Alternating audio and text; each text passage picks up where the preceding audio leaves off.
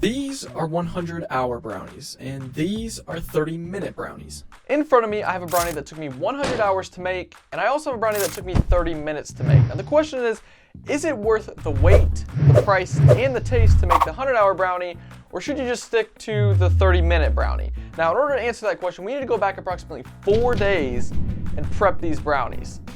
In front of me is absolutely everything we're gonna need to make these 100-hour brownies. And honestly, I'm super excited, but to clarify, this is not my original recipe. I'm actually following another content creator named Alvin Zhou. He's a YouTuber who also does cooking. I came across this video a couple weeks ago and I thought, man, I really love to bake, especially baking cookies, brownies, and other sweets. So I wanted to try this out. So without further ado, let's hop right into it. Bros got Wednesday at 7 a.m. and I'll have the video showed up here so that way you guys can see what I'm seeing as well. But we're just gonna follow along with this guy's recipe. Oh shoot, here. Oh, holy crap, he actually like really started. Okay, wait. So it looks like the first thing we're starting with is browning butter, which I was not expecting as the first thing. So I'm actually just gonna.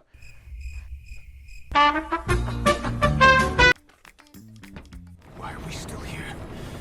Just to suffer. I've never actually browned butter. Let me grab a spoon. And then this is actually our espresso powder, which actually the recipe is at the bottom of this.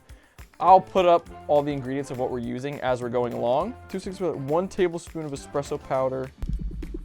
A tablespoon of That's so much. That's so much. Okay, wait, we're actually just gonna crank this bad boy up on high. Otherwise it's gonna take forever. Okay, I'm gonna say, does that look brown? Okay, he says no more heat. It looks a little brown. Okay, it says add espresso. Okay, so we'll just. Oh, no more heat, no more heat. Take it off the heat, take it off the heat, take it off the heat. Oh, jeez.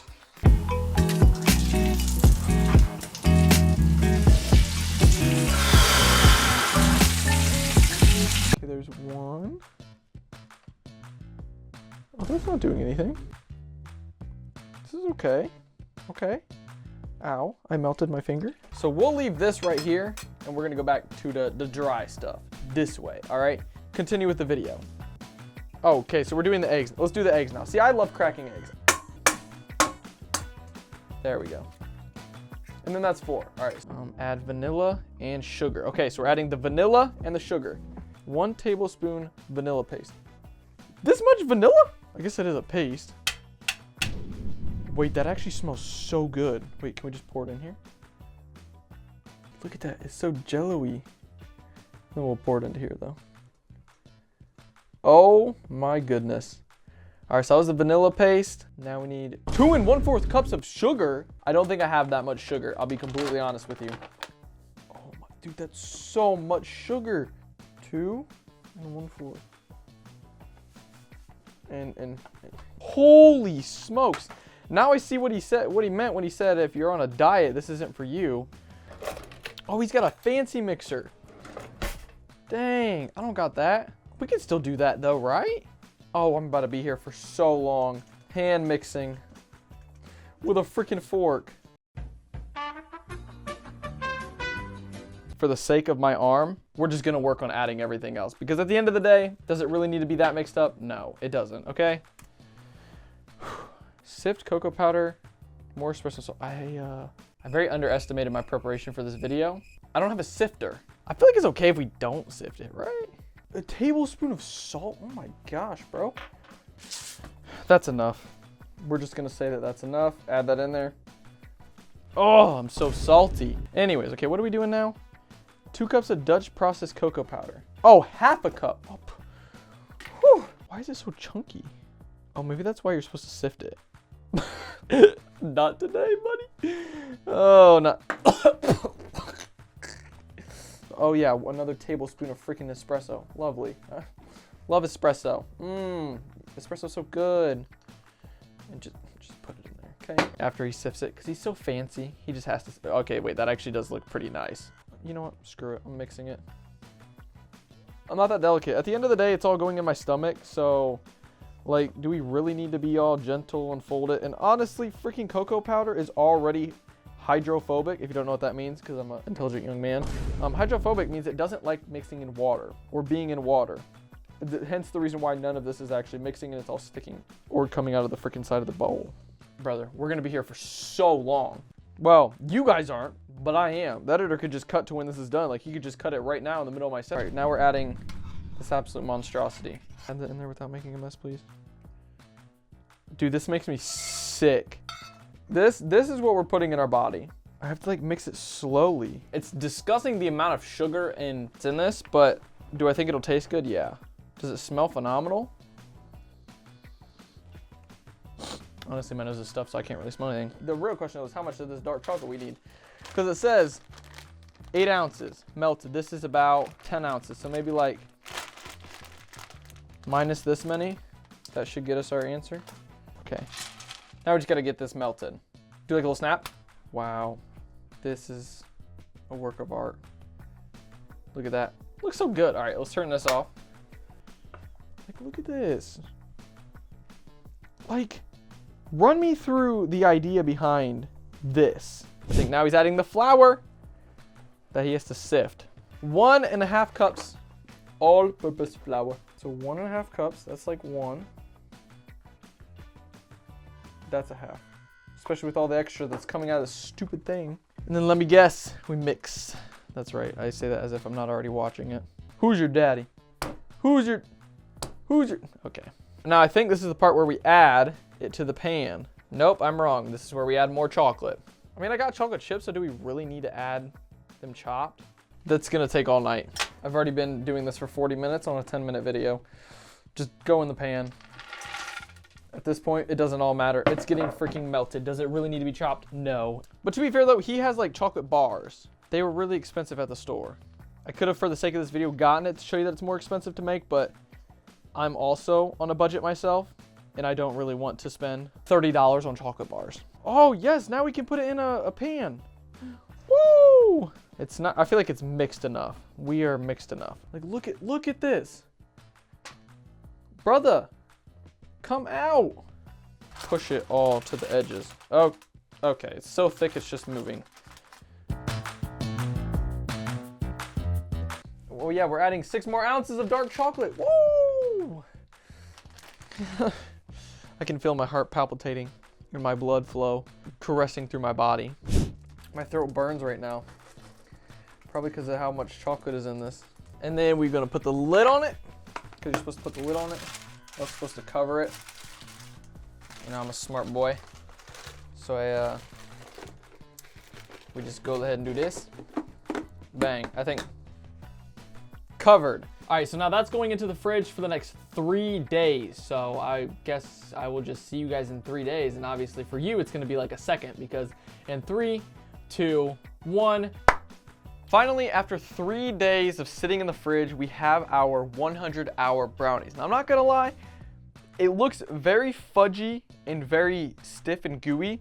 And in fact, I actually tried a little bit of it and it's pretty good. The only thing left to do is put these in the oven. I've already got the oven preheated to 350 and they're gonna go in there for 30 minutes. And in the meantime, while those are cooking, we're gonna start working and prepping on our 30-minute brownies. This one, simple.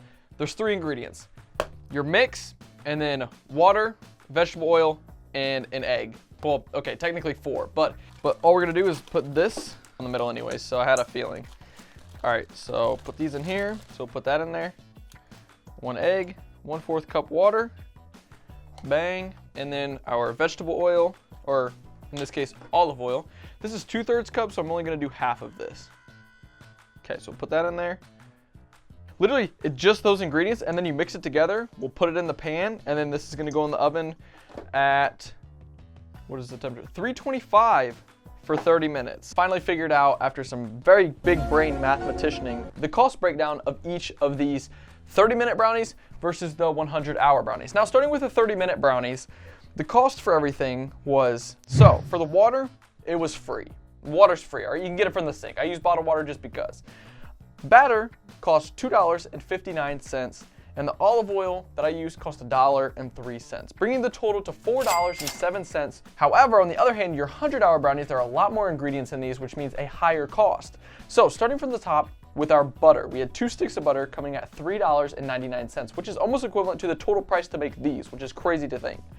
Now, we have 2 tablespoons of espresso powder coming in at 32 cents, 4 eggs coming in at $1.80, 1 tablespoon of vanilla paste coming at $2.50, half a cup of cocoa powder coming at $4, 2 1/4 cups of sugar coming at 72 cents, 1 tablespoon of kosher salt coming in at 4 cents, that's 0.4, 17.5 ounces of 75% dark chocolate coming in at $8.75, and 3.5 ounces of milk chocolate coming in at $1.75, bringing the subtotal to $23.87 to make these brownies. Obviously, like I said, if you have none of these ingredients and you have to buy all of this stuff brand new, you're probably looking at close to $100 for all of your actual materials. So that's the price breakdown for those. I'm gonna get these in the oven once these are finished up, and then once they're both done, we'll do a comparison to see which one is better and whether or not it's worth the wait, the price, and the taste to make 100-hour brownies versus 30-minute brownies. So I'm gonna see you guys once these are both finished. We've got both brownies now. For the 100-hour brownies, once they're done cooking, you're supposed to essentially freeze shock them, but of course my freezer is way too small to fit the whole pan of brownies in there. So what I did was I cut up a brownie into a square, and then I put that in the freezer for a couple of hours. I've been sitting here smelling them as they've been cooling down, and as this one has been in the freezer and everything else is in here, so my house smells like brownies. So I'm super excited, and I feel like it's only fair that we start with the 100-hour brownie. I feel like the 100, like we have to. We waited 100 hours for this. I mean, I'm sick of waiting. Now, it is frozen. Or not really frozen, but it's cold and partly frozen because that's how you're supposed to do it. In the video from the guy, you're actually supposed to flash freeze it and then put it in the fridge for a whole nother day. I don't have a whole nother day to wait, so I just kept it in the freezer for a little bit longer. So this is our little brownie. As you can see, this thing is looking delicious. All right, 3, 2, 1. That has got to be one of the sweetest and fudgiest brownies I've ever had in my life. You obviously can taste the chocolate and the espresso's in there and the cocoa powder. You can really have like a really good taste of everything. When I first made these and I tried the batter, the espresso was just way too much. It just took up all the taste and was so like bittery and coffee. Since the 3 days it's been sitting in the fridge, I feel like that flavor has kind of gone down a little bit, and it's really brought out the flavor of the chocolate and everything else that's in it. But overall, this is pretty good. But is it better than the 30-minute brownie? Cracked, wrinkly, and almost dry 30-minute brownie. That's all I can really describe it as at this point.